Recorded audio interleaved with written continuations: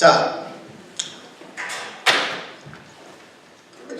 우리가 성경에 나타나는 은혜 언약들에 대해서 이제 쭉 여태까지 공부를 해왔어요. 이제 지금 벌써 5번째 시간이 됐는데, 이제 오늘은 이제 끝내려고 해요. 오늘은 이제 은혜 언약들에 대해서 정리를 좀 하려고 하는데, 자, 우리가 그동안 어떤 것들을 쭉 알아봤냐면, 자, 하나님의 창조의 역사가 있죠. 하나님의 창조의 역사가 있었고, 그 다음에 타락의 역사가 있어요. 자, 이렇게 타락한 후에 하나님께서 언약의 최초 계시를 허락하신 게 뭐라 그랬어요? 여자의 후손이라고 그랬죠. 여자의 후손. 창세기 3장 15절 말씀을 보시면 뱀을 저주하시다가 이제 여자의 후손을 보내시겠다 이 말씀을 하셨단 말이에요. 자, 그러면서 뭐가 시작이 됐냐면 하나님의 구속사가 시작이 된 거예요. 하나님의 구속사.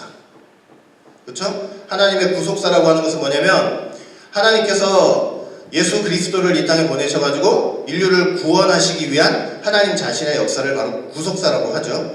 그 구속사를 시작했는데, 자, 이 구속사 속에 어떤 내용이 있는가 봤더니 여러 가지 하나님께서 언약을 하신 내용들이 있었어요.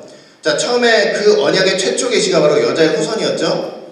그 다음에 우리가 처음에 두 번째로 알아본 게 바로 뭐냐면 노아 언약이었어요. 노아 언약. 그 다음에 어떤 언약을 알아봤냐면 아브라함 언약을 봤죠. 그 다음에 우리 저번 달까지 계속 했던 게 뭐였어요? 시내산 언약. 그걸 쭉 봤었죠? 자, 그리고 이제 오늘 할 게 뭐냐면 두 가지인데, 첫째가 뭐냐면 오늘은 다윗 언약과 그 다음에 예레미야의 새 언약.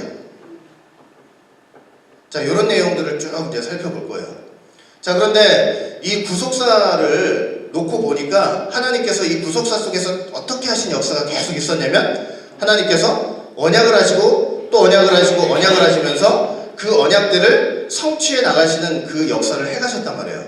그래서 하나님의 구속사라는 것은 하나님이 구속사를 이루어 나가시는데 어떤 방식으로 이루어 나가시냐면 하나님께서 언약을 하시고 그 언약을 성취해 가시는 그런 방법으로서 이렇게 구속사를 진행시킨다는 것을 우리가 처음 전제로 깔아놓고 그렇게 시작을 공부를 한 거였어요. 그래서 여자의 후손도 알아봤고 노아 언약, 아브라함 언약, 시내산 언약까지 다 알아봤고 오늘은 요 이제 5번째 다윗 언약과 6번째 예레미야의 새 언약에 관해서 좀 생각을 해보는 그런 시간을 갖도록 그렇게 하겠습니다. 자, 5번째는 오늘 이제 알아볼 5번째는 다윗 언약이에요. 다윗 언약. 자, 다윗 언약이에요. 이 다윗 언약은 첫 번째, 이 언약의 체결 시기와 배경을 보시면 이제 다음과 같아요. 여러분, 다윗이 총 몇 년 통치를 했어요? 이스라엘을. 네, 총 40년을 통치했어요. 다윗이 이스라엘을 총 40년을 통치를 했는데 이 40년 통치는 두 가지 시기로 나눌 수가 있어요. 어떻게 나눌 수 있냐면 헤브론에서 통치했던, 그렇죠? 헤브론 통치가 몇 년이냐면 7년 6개월이에요. 7년 6개월. 그 다음에 어디서 통치를 했냐면 예루살렘에서. 자, 예루살렘에서 통치를 하는데 이게 몇 년이냐면 33년을 통치를 했어요. 이래서 40년 통치가 되는 거예요. 그런데 헤브론에서 통치할 때는 다윗이 왕이 되자마자 전 이스라엘을 다스린 것이 아니고 유다만의 왕이었어요.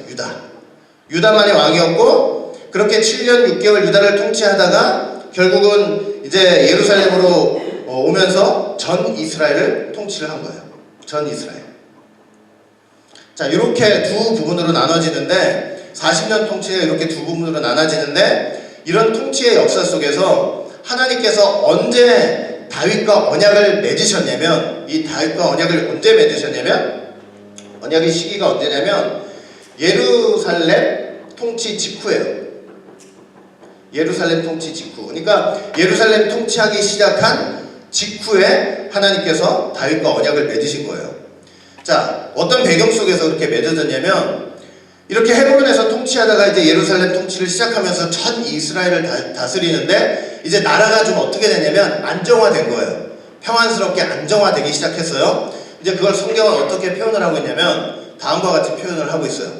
사무엘하 7장 1절 보니까 여호와께서 사방의 모든 대적을 파하사 왕으로 궁에 평안히 거하게 하신 때, 저게 바로 예루살렘에서 통치를 시작한 때를 지금 묘사를 하고 있는 거예요. 근데 주변의 모든 대적들을 다 물리쳐 주시고 이제 왕으로 편안하게 그렇게 거하게 하신 그런 때가 시작이 된 거예요. 자, 그러면 여러분, 대다수의 사람들이 이제 모든 대적들을 물리치고 왕국이 평안해지면 이제 어떻게 하게 되기 십상이에요, 사실은. 권력을 잡아가지고 편안해지면 나태해지고 교만해져가지고 자기 안위와 영광만을 구하게 되는 게 보통인데, 저런 시기에 다윗이 무엇을 생각했냐면, 어떤 걸 생각했냐면 다음과 같은 것을 생각했어요.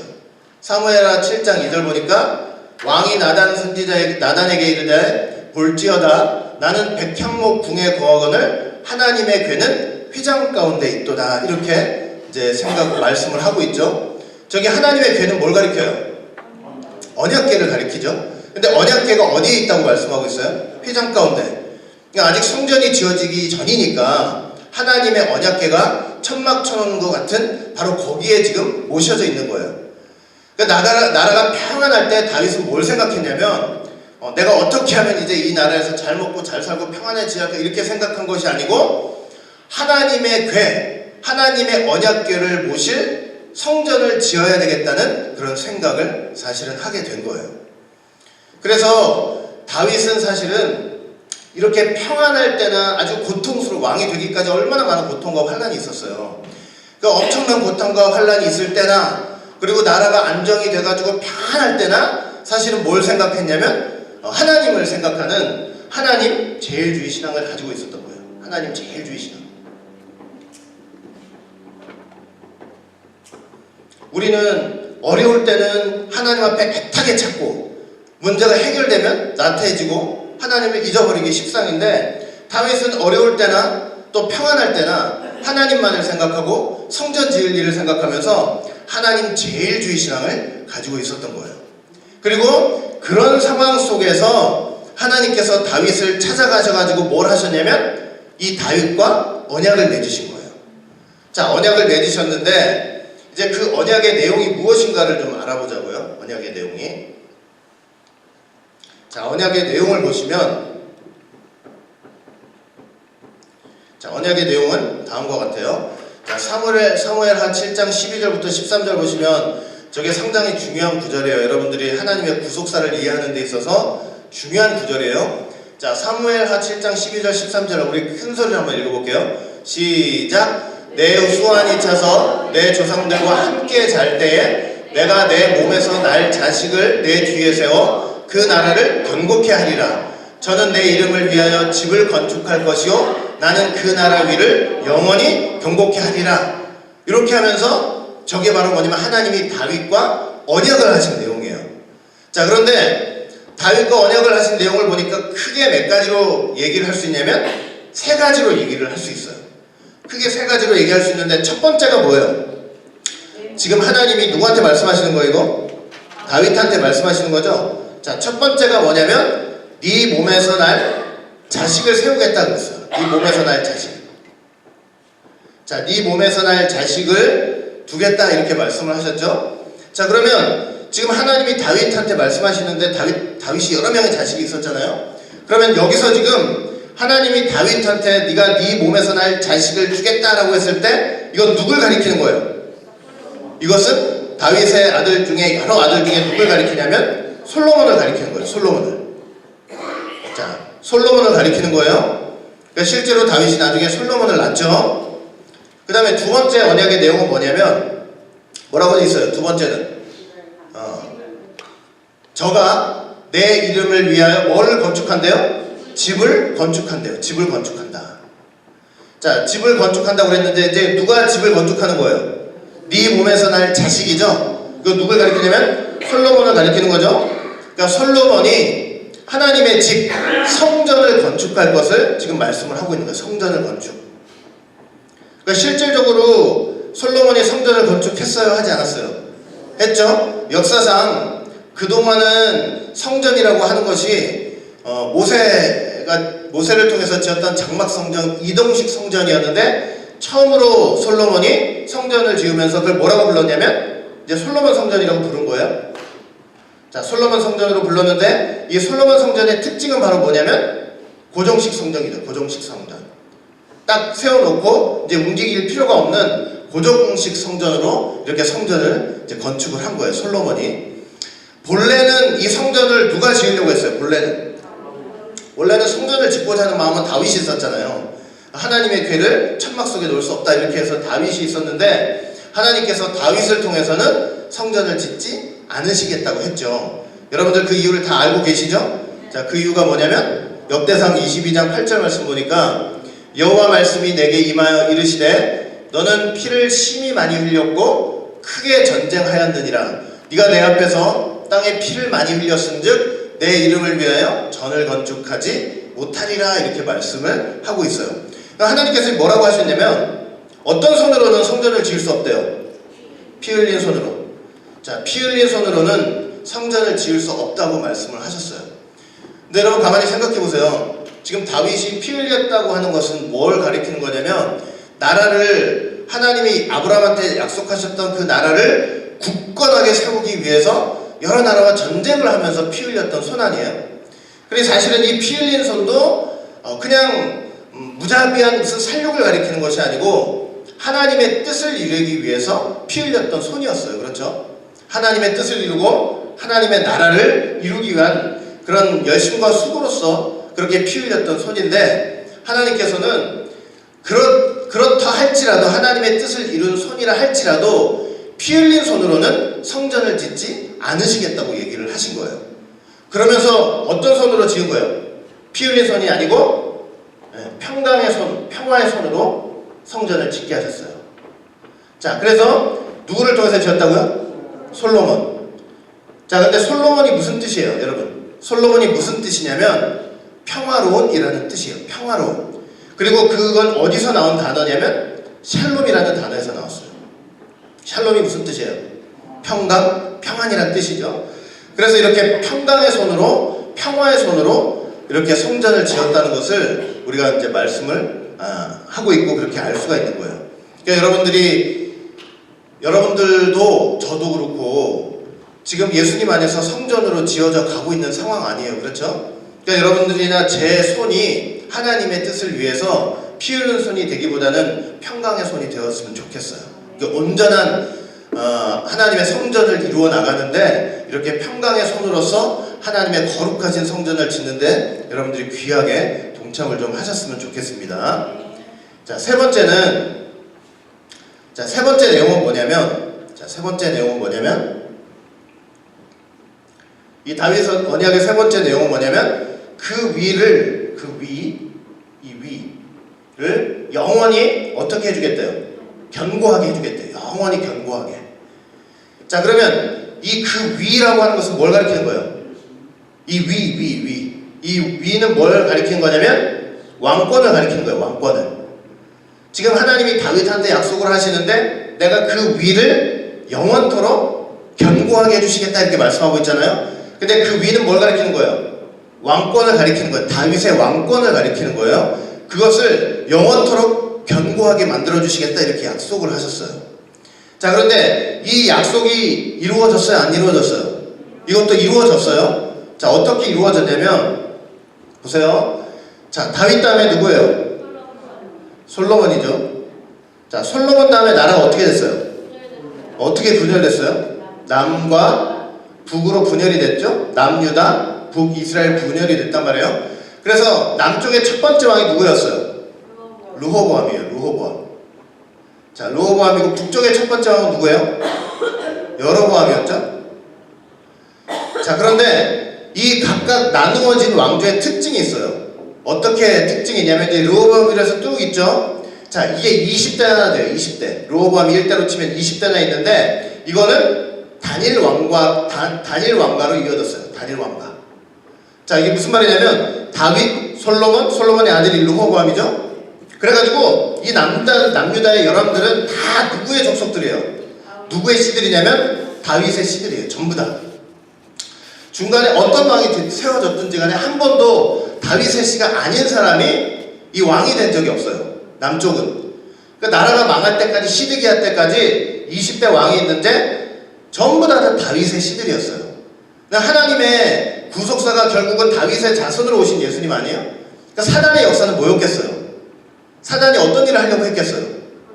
그러니까 이 길을 지금 무너뜨리려고 했기 때문에 사단이 이 중간중간에 어떻게 역사를 했냐면 저 다윗의 씨를 통해서 왕가가 이어지는 것을 자꾸 끊어내려고 했던 거예요. 예수님 오시는 길을 무너뜨리려고 했던 게 바로 사단의 역사였죠. 자, 그런데 반면에 이 북이스라엘은 어떻게 되냐면 이게 쭉 이제 이어졌죠. 이래가지고 나중에 호세아 때 망했죠. 그러니까 총 19대예요, 19대.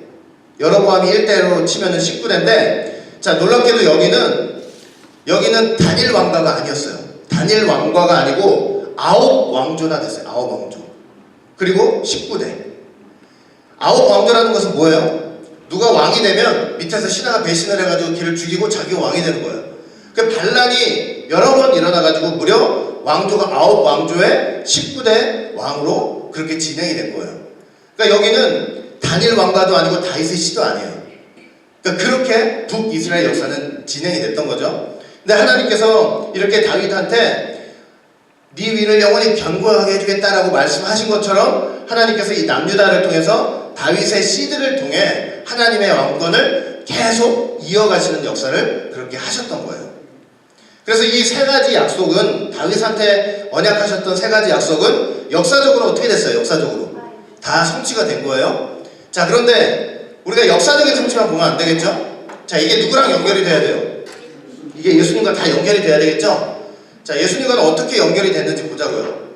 하나님이 다윗한테 네 몸에서 날 자식이 있겠다 그랬잖아요. 그러니까 역사적으로는 누구예요? 솔로몬이었죠? 근데 궁극적으로는 누굴 가리키는 거예요? 이 네 몸에서 날 자식은 바로 예수님을 가리키는 거예요. 궁극적으로는 예수님이에요. 예수님이 바로 하나님이 약속하셨던 네 몸에서 날 자식이에요. 그것을 분명하게 보여주는 데 구절이 뭐냐면 바로 마태복음 1장 1절이죠. 뭐라고 되어 있어요? 아브라함과 다윗의 자손 예수 그리스도의 세계라. 그래서 다윗의 자손으로 오신 하나님이 다윗에게 약속하신 바로 그 자식으로 오신 예수님을 지금 마태복음 1장 1절은 증거를 하고 있는 거예요. 예수님을 통해서 성취가 됐어요. 자, 그 다음에 두 번째 보면은 어떤 약속이냐면 집을 건축하겠다고 그랬죠? 집을 건축하겠다고 했는데 누구를 통해서?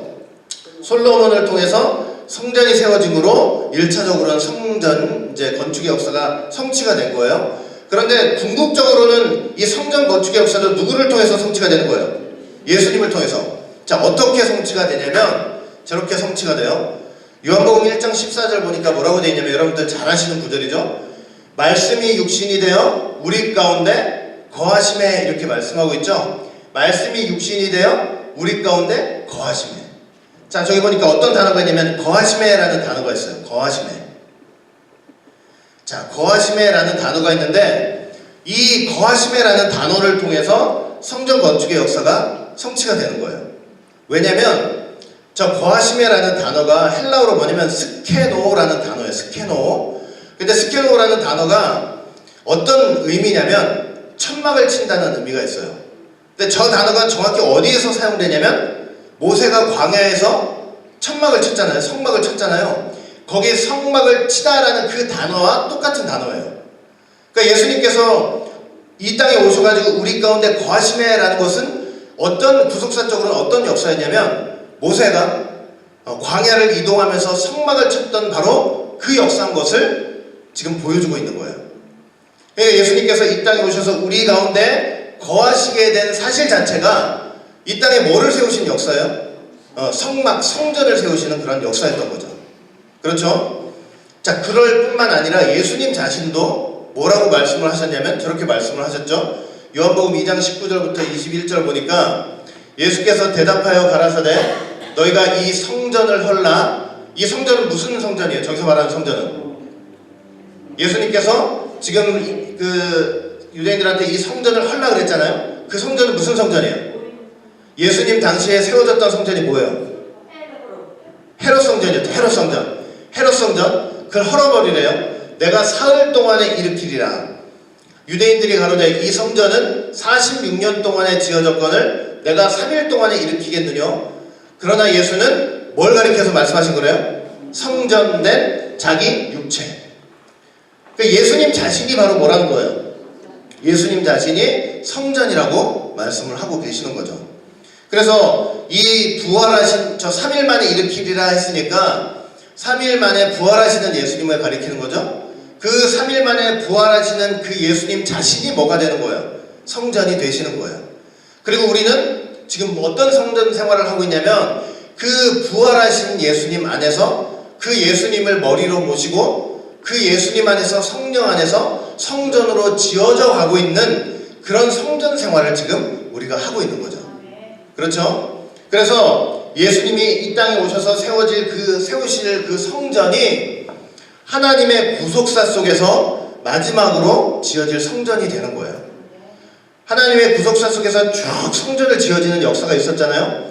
최종적으로 천국 가기 전에 누구를 통해서 짓는 성전이 있는 거예요? 예수님을 통해서 이 땅에 세우시는 성전이 있는 거예요. 그리고 우리는 바로 그 마지막 성전에서 신앙생활 하다가 천국을 가야 되는 거예요. 예수님 안에서 천국 가는 거예요. 알겠죠? 그래서 이렇게 예수님을 통해서 집을 건축하시겠다는 말씀을 성취하신 거죠. 자, 그 다음에 여기를 한번 보세요. 지금 하나님이 다윗한테 네 위를, 이 다윗의 왕권을 어떻게 해주시겠다고 그랬어요? 영원토록 견고하게 만들어 주시겠다고 했단 말이에요. 근데 한번 잘 생각해 보세요. 역사적으로는 이렇게 성취가 됐죠. 이 남유다를 통해서 다윗의 시들이 한 번도 중단되지 않고 다윗의 시들이 왕이 돼가지고 쭉 진행이 됐단 말이에요. 그런데 쭉 진행이 되긴 했지만 이 영원히 경고해 주시겠다는 말씀에 비추어 보면 이게 완전히 성취가 된 거예요, 안 된 거예요? 안 됐죠? 왜 안 됐어요? 여기 르호보암이 1대고 20대가 누구예요? 시드기야죠, 시드기야. 시드기야 때 나라가 어떻게 돼버렸어요? 나라가 망해버리는 바람에 이제 더 이상 왕권이 이제 무너진 거 아니에요? 다윗의 왕권이 무너졌잖아요. 그러면 그렇게 무너진 왕권인데 하나님께서 다윗한테 분명히 그 왕권을 영원토록 이어주시겠다고 경고해 주시겠다고 말씀하셨단 말이에요. 그러면 하나님의 역사는 어떻게 된 거예요? 여기서 무너진 거예요? 언약과 약속에서 끝내버린 거예요? 어떻게 하셨어요? 여러분, 이 다윗의 왕권을 하나님이 누구에게 주셨냐면 예수님한테 주신 거예요. 이 다윗의 왕권을 예수님한테 주셨어요. 그걸 어떻게 할 수 있냐면 천사 가브리엘이 마리아한테 나타나가지고 예수님의 수태고지를 하면서 어떤 얘기를 했냐면 다음과 같은 얘기를 했어요. 자, 누가복음 1장 31절 33절 보시니까 보라, 네가 수태하여 아들을 낳으리니 그 이름을 예수라 하라. 수태고지를 하고 있죠. 저가 큰 자가 되고 지극히 높으신 이의 아들이라 일컬을 것이요 주 하나님께서, 저 빨간 데를 보세요, 그 조상 다윗의 위를 누구에게 주실 것이니? 저에게, 예수님께 주시리니 영원히 야곱의 집에 왕노릇 하시고 그 나라가 무궁하겠다, 이렇게 얘기를 하고 계시는 거예요. 여기서 끝난 게 아니고 이 다윗의 왕권을 누구한테 주셔서? 예수님한테 주셔가지고 이 야곱의 집에 영원히 왕노릇을 하시고 그 나라가 무궁하대요.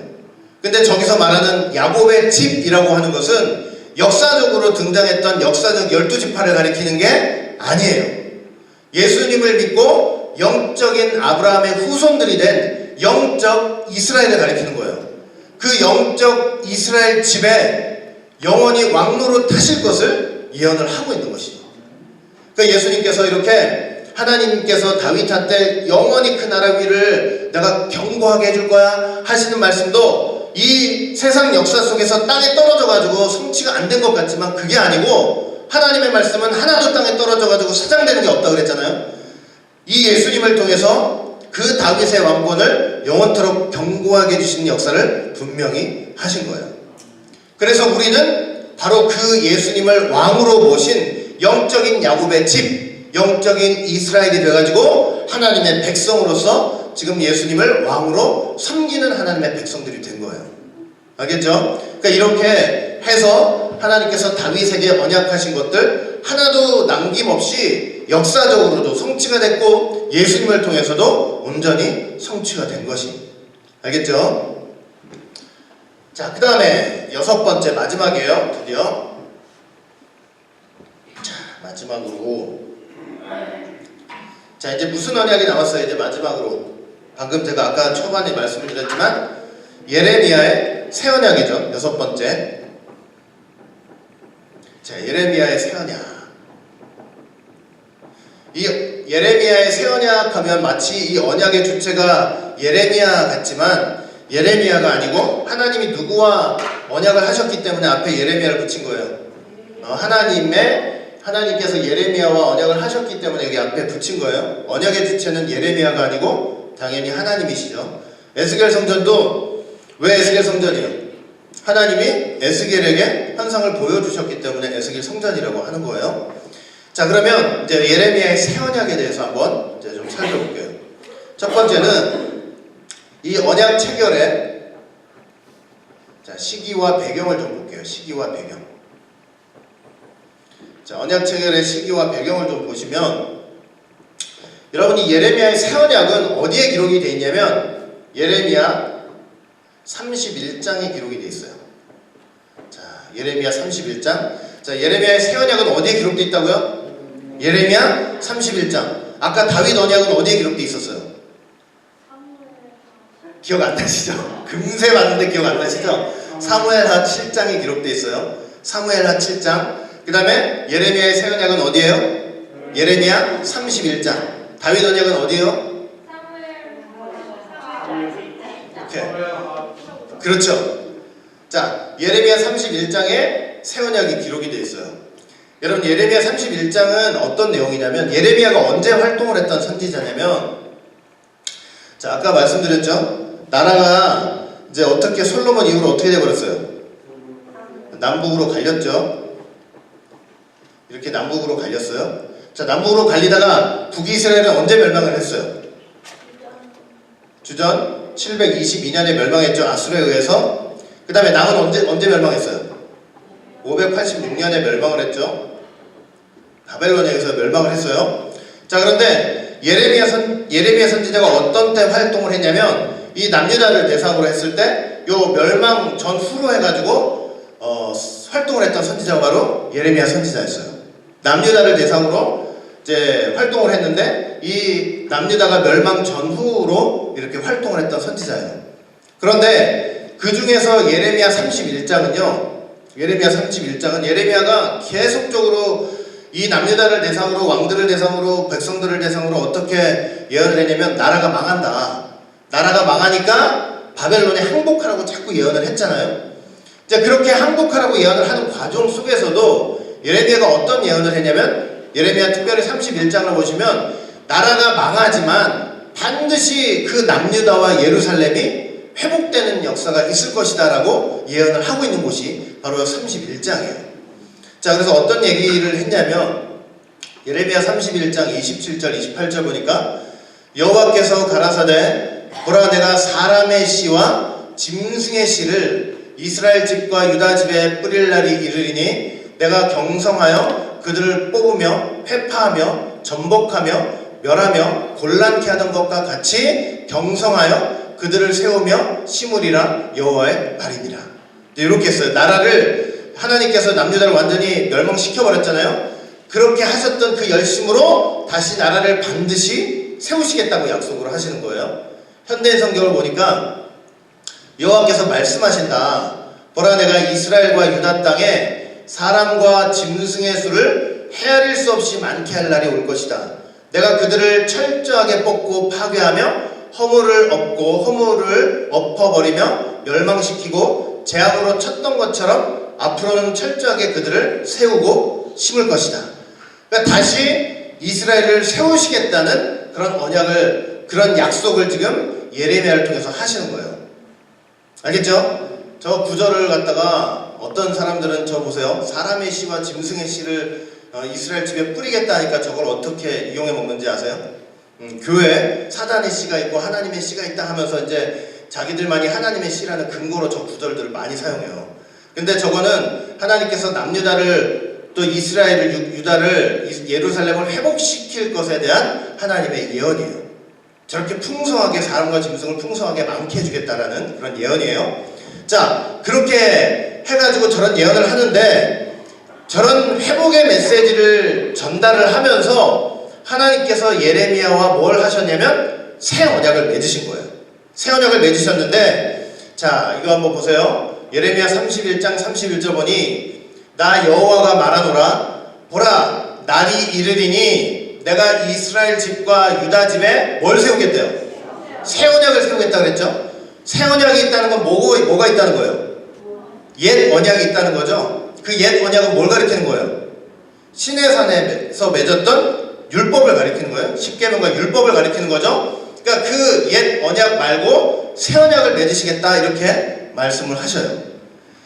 자, 그래놓고 새 언약을 세우시는 이유를 설명하셨는데 이렇게 말씀을 했어요. 예레미야 31장 32절 보니까, 나 여호와가 말하노라, 이 언약은 내가 그들의 열조의 손을 잡고 애굽 땅에서 인도하여 내던 날에 세운 것과 같이 아니할 것은 그랬죠? 그러면 하나님께서 그 이스라엘 백성들을 손을 잡아가지고 애굽 땅에서 내던 날에 세웠던 그 언약은 바로 어떤 언약이에요? 시내산 언약이죠. 그게 그 언약과 같이 아니할 것은 내가 그들의 남편이 되었어도 그들이 내 언약을 파였기 때문이다. 이렇게 새 언약을 맺는 이유는 시내산에서 맺었던 그 언약을 너희들이 파했기 때문이다, 어겼기 때문이다, 불순종했기 때문이다, 이렇게 설명을 하는 거예요. 그래서 여러분, 저희들이 저걸 보시면서 여러분들이 좀 알아야 될 것이 뭐냐면, 옛 언약이 있고 새 언약이 있어요. 새 언약을 맺으시는 언약은 옛 언약이 불충분하거나 부족함이 있거나 잘못되었기 때문이 아니에요. 저기 이제 뭐라고 그랬어요? 내 언약이 잘못되었다 이렇게 말씀한 게 아니고 그들이 내 언약을 지키지 않았다라는 거죠. 그러니까 뭐가 문제예요? 언약이 문제가 아니고 그걸 지킬 수 없는 사람이 문제인 거예요. 그렇죠? 이 사람의 죄성이 문제인 거죠. 사람이 불완전하기 때문이에요. 언약이 불완전해서 새 언약을 맺는 게 아니고. 그러니까 하나님께서 그 사람의 불완전을 긍휼히 여겨주시는 가운데 뭘 맺어주시는 거예요? 새 언약을 맺어주시는 거예요. 새 언약을. 자, 그러면 그 새 언약은 뭐냐? 새 언약의 내용을 좀 볼게요.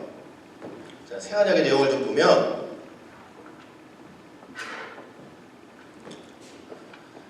자, 다음과 같아요. 자, 예레미야 31장, 자, 33절부터 34절이에요. 자, 31장 33절부터 34절, 저게 바로 하나님이 예레미야에게 하신 뭐예요? 새 언약이에요. 저게 새 언약이에요. 자, 한번 우리 같이 읽어볼게요. 시작. 나 여호와가 말하노라, 그러나 그날 후에 내가 이스라엘 집에 세울 언약은 이러하니, 곧 내가 나의 법을 그들의 속에 두며 그 마음에 기록하여 나는 그들의 하나님이 되고 그들은 내 백성이 될 것이라. 그들이 다시는 각기 형제를 가리켜 이르기를 너는 여호와를 알라 하지 아니하리니, 이는 작은 자로부터 큰 자까지 다 나를 알미니라. 내가 그들의 죄악을 사하고 다시는 그 죄를 기억지 아니하리라. 여호와의 말이니라. 자, 저게 뭐라고요? 하나님이 예레미야에게 하신 새 언약이에요. 저걸 새 언약이라고 불러요. 예레미야의 새 언약. 그러니까 제가 언제든 뭐 공부를 할 때든 설교를 할 때든 예레미야의 새 언약이다 하면 여러분들 뭘 기억하시면 돼요? 저거를 기억하시고 있으시면 돼요. 자, 보니까 크게 두 가지 내용이 있어요. 첫 번째 뭐예요? 자, 첫 번째는 뭐냐면 내가 나의 법을 어디에 둔다고 그랬어요? 그들의 속에 두며. 그 다음에 또 뭐라고 돼 있어요? 그 마음에 기록할 것이다 그랬어요. 그 마음에 기록할 것이다. 자, 여기 지금 보니까 어디에다 둔대요? 하나님의 법을 그들의 속과 그 마음에 둘 것이다, 이렇게 말씀을 하고 있죠. 자, 속은 이건 뭘 가리키냐면, 속은 히브리어로 케레브라는 단어예요. 케레브라는 단어인데, 이게 어떤 의미가 있냐면 심장이라는 의미가 있어요. 심장, 중심. 자, 그래서 이것은 무엇을 가리키냐면 사람의 인격을 가리켜요. 자, 이 마음이라는 단어는 히브리어로 레부라는 단어인데, 저 단어는 어떤 의미가 있냐면 속사람 혹은 마음을 가리켜요. 마음. 자, 지금 하나님께서 예레미야한테 새 언약을 말씀하시면서 이제 새로운 법은, 새로운 언약은 하나님의 말씀을 어디에다 기록하시겠대요? 그들의 속과 마음에 기록을 하시겠다고 말씀을 하고 계세요. 자, 그러니까 이게 이제 비교가 되죠. 옛 언약은, 그렇다면 옛 언약은 어디에 기록됐던 언약이었다는 거예요? 돌 위에.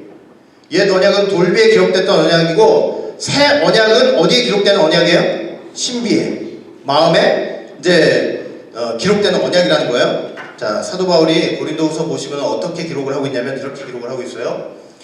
너희는 우리로 말미암아 나타난 그리스도의 편지니 이는 먹으로 쓴 것이 아니요 오직 살아계신 하나님의 영으로 한 것이며 또 돌 위에 쓴 것이 아니고 오직 육의 신비에 쓴 것이다, 이렇게 말씀을 하고 있죠. 자, 그러면 여러분, 옛 언약과 새 언약의 차이가 분명히 드러나죠. 지금 여기 보니까 새 언약은 그들의 사람의 인격과 마음에 새기는 언약이에요.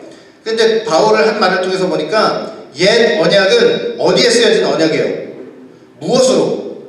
먹으로. 자, 먹으로. 새 언약은 먹으로 돌 위에 쓰여진 언약이고, 새 언약은 뭐예요? 어디에 쓰여진 언약이에요?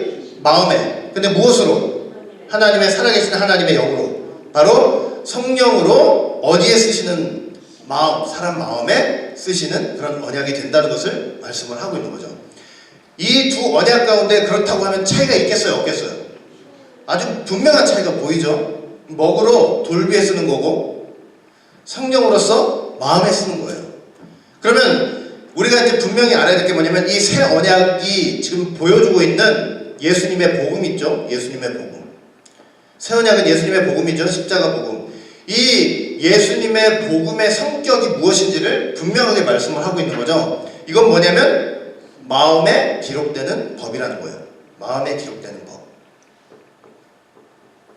자, 마음에 기록되는 법이 바로 예수 복음의 성격이에요. 새 언약의 성격. 근데 무엇을 통해서? 네, 성령님을 통해서.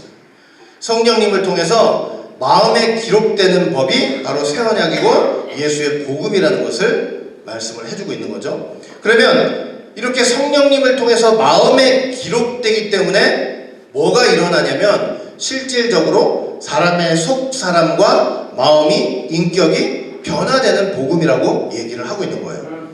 자, 그래서 우리 뭐 잘 아시는 말씀이지만, 자, 고린도후서 5장 17절 보시면은 저렇게 말씀하고 있죠. 같이 한번 읽어볼게요. 시작. 그런즉 누구든지 그리스도 안에 있으면 새로운 피조물이라. 이전 것은 지나갔으니 보라 새 것이 되었다. 어디 안에서요? 그리스도 안에서. 옛 언약이 아니고 새 언약이신 그리스도 안에서 뭐가 될 수 있다는 거예요? 새로운 피조물, 그 다음에 새 것이 될 수 있다고 말씀을 하고 있는 거죠. 왜 그래요? 왜 저렇게 된다고요? 그 언약의 말씀이 성령님을 통해서 어디에 새겨지기 때문에? 내 마음과 속사람과 인격에 새겨지기 때문이에요. 그래서 그 말씀이 내 안에서 가만히 있지 않고 돌에 새겨진 것이 아니기 때문에 마음에 새겨진 것이기 때문에 그 말씀이 살아서 나로 하여금 죄가 무엇인지를 깨닫게 하고, 또 그 예수님께서 이 땅에서 십자가 구속 사역을 하셨는데 그 구속 사역을 믿어지게 하고 그게 효과 있게 하시는 게 바로 성령님의 역사인 거예요. 자, 그래서 이런 이제 차이가 있어요. 그 다음에 두 번째는 이 새 언약은 자, 어떻게 예레미야에서 설명을 하고 있냐면, 작은 자로부터 큰 자까지 다 나를 어떻게 한다고 그랬어요? 나를 알게 된다고 그랬죠? 작은 자로부터 큰 자까지 다 나를 알게 된다, 이렇게 말씀하고 있어요. 근데 자, 여기 안다라는 단어가 히브리어로 뭐냐면 야다라는 단어예요. 여러분, 야다라는 단어는 어떤 의미라고 그랬어요? 이거는 공부에서 아는 지식적인 알미 아니라고 그랬죠? 지식적인 알미 아니고 이건 뭐예요? 이건 체험적인 알미예요. 하나님의 말씀을 배워가지고 체험한 거죠. 체험적인 알. 그렇게 아는 역사가 있대요. 이렇게 아는 역사가 있대요. 그리고 실질적으로 저렇게 하나님의 택한 백성들이 하나님을 알게 되는 역사가 있을 거라고 사도 바울도 분명히 말씀을 했죠. 고린도전서 13장 12절 보니까 우리가 이제는 거울로 보는 것 같이 희미하나 그때는 얼굴과 얼굴을 대하여 볼 것이요 이제는 내가 부분적으로 아나 그때는 주께서 나를 아신 것 같이 내가 온전히 알리라 이렇게 말씀을 하고 있어요. 저렇게 아는 때가 온다는 거예요. 하나님을 아는 때. 자, 그러면 여러분 생각해 보세요. 구약 때 보면은 하나님을 보기만 해도 어떻게 돼요? 보기만 해도 그냥 죽을 수밖에 없잖아요. 하나님의 그 엄청난 거룩 앞에서 죄는 서 있을 수 있는 자리가 없잖아요. 죽어야 돼요. 죽어야 돼. 자, 죽어야 되는데 그렇게 하나님 얼굴을 보기만 해도 죽을 수밖에 없는 인생이 어떤 때가 온다는 거예요. 큰 자로부터 작은 자로까지 누구든지 하나님을 다 알게 되는 때가 온다는 거예요. 어떻게 이게 가능하겠어요? 이런 일이 어떻게 가능해요? 죄 있는 인간이 하나님 앞에 서면 그냥 바로 죽어야 되는데 뭐가 전제가 돼 있는 거예요? 그래서 여러분 보세요. 그 예레미야의 새 언약에 보시면은 자 볼게요. 자 34절 보세요. 여기 이는 작은 자로부터 한번 보세요. 이는 작은 자로부터 큰 자까지 다 나를 알미니라. 원래 죄인은 하나님 앞에 설 수도 없고 보면 바로 죽어야 되죠. 자 그런데 저 일이 일어날 수 있는 근거가 뭐냐면 바로 그 뒤에 말씀이 이어져 있어요. 뭐라고 돼 있어요? 내가 그들의 죄악을 사하고 다시는 그 죄를 기억지 아니하시기 때문인 거예요. 어떻게 이런 야다의 역사, 하나님을 알게 되는 역사가 있냐면 무엇 때문에 그러는 거예요? 하나님께서 그 죄들의 그 사람들의 죄악을 다 사하시고 그 죄를 기억지도 아니하시기 때문에. 그러면 하나님께서 인생들의 죄를 다 용서하시고 덮어버리시고 그걸 기억지도 아니하시는 역사는 무엇 때문에 발생하는 거예요? 예수님의 십자가 때문에 그렇죠. 예수님의 십자가. 예수님의 십자가 구속 사건 때문에 그런 거죠. 자, 예수님의 십자가 구속 사건이에요. 예수님의 십자가 구속 사건을 보시고 하나님께서 그 십자가를 믿는 사람들의 죄를 어떻게 하시는 거예요? 이 죄의 용서가 일어나죠. 근데 죄의 용서라는 것은 내용이 뭐냐면 저거예요. 죄를 덮어버리시고 기억도 하지 않으시는 역사예요. 이 죄의 용서 때문에 뭐가 일어나는 거예요? 하나님을 알게 되는 거예요. 우리가 하나님을 알게 되는 거예요. 그렇죠? 하나님에 대한 지식을 갖게 되는 거예요. 자, 그런데 자 이렇게 십자가 구속 사건으로 죄 용서가 일어나고 그 다음에 하나님을 알게 되는데 여기에 어떤 역사가 있어요? 여기에 누가 역사해 주시는 거예요? 성령님께서 역사해 주시는 거예요. 여기서 이 십자가 구속 사건을 통해서 죄가 용서되는 그게 있는데 그걸 통해서 하나님을 알게 되는 역사 속에서 누가 역사를 해주시는 거예요? 가운데 성령님께서 역사를 해주시는 거예요. 성령님이 역사를 해주시지 않으면 안 되는 거죠. 그래서 제가 누누이 말씀드렸지만 성령님이 어떤 역사를 하시느냐. 자, 요한복음 14장 26절. 우리 이제 저건 이제 외울 정도죠. 시작. 보혜사 곧 아버지께서 내 이름으로 보내실 성령 그가 너희에게 모든 것을 가르치시고 내가 너희에게 말한 모든 것을 생각나게 하시리라. 그렇죠? 자, 요한복음 16장 13절도 시작. 그러나 진리의 성령이 오시면 그가 너희를 모든 진리 가운데로 인도하신다. 이렇게 말씀하고 있죠. 고린도전서 2장 10절 보시면 오직 하나님이 성령으로 이것을 우리에게 보이셨으니 성령은 모든 것 하나님의 깊은 것이라도 통달하신대요. 그러니까 성령의 역사를 통해서 하나님을 알되 하나님을 깊이 있게 알게 되는 역사가 발생을 하는 거예요. 알겠죠? 그러니까 이렇게 해서 작은 자로부터 큰 자까지 전부 나를 알게 되는 역사가 있다 이렇게 말씀을 하는 거죠. 근데 사실은 이게 모두가 다 방금 봤더니 이게 누가 없으면 안 되는 성취가 안 되는 역사예요. 예수님이 없으면 성취가 되지 않는 역사예요. 그러니까 이 예레미야 새 언약도 사실은 누구를 하나님께서 바라보시면서 하시는 거예요? 예수님을. 여러분 저 새 언약을 통해서 새 언약을 배워서 하나님의 백성이 된 사람들이 어떤 결과를 가져오게 된 새 언약의 결과가 뭐냐면 자 이사야 59장 21절이에요. 시작. 여호와께서 또 가라사대 내가 그들과 세운 나의 언약이 이러하니 곧 내 위에 있는 나의 신과 내 입에 둔 나의 말이 이제부터 영원토록 내 입에서와 내 후손의 입에서와 내 후손의 후손의 입에서 떠나지 아니하리라. 새 언약의 결과는 뭐냐면 나의 신은 뭘 가리키는 거예요? 나의 신 성령님을 가리키는 거죠. 그 다음에 나의 말은 뭘 가리키는 거예요? 말씀이죠. 그래서 이렇게 새 언약의 결과, 정말 그 새 언약 속에서 하나님의 백성된 사람들의 삶 속에는 뭐가 떠나지 않는데요? 영원토록 성령과 말씀이 떠나지 아니하신다, 이렇게 말씀을 하고 있는 거예요. 그러니까 너무나 귀한 언약의 내용이라는 것을 우리가 이제 알 수 있죠. 자, 결론을 맺도록 하겠습니다.